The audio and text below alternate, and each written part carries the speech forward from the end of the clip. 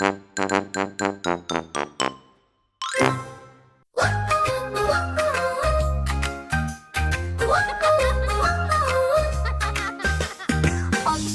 kuticu, Janica i Nata, koju im je savršeno sinoć donio tata.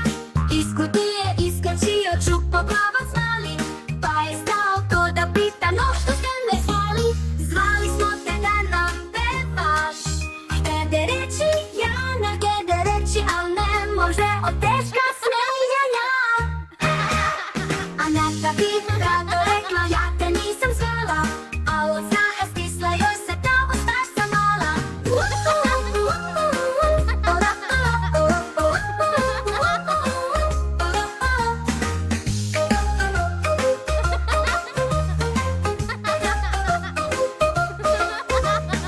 Otvoriše kuticu, Janica i Nata, koju im je savršeno sinoć donio tata.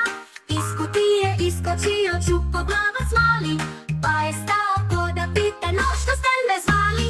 Zvali smo te da nam pevaš.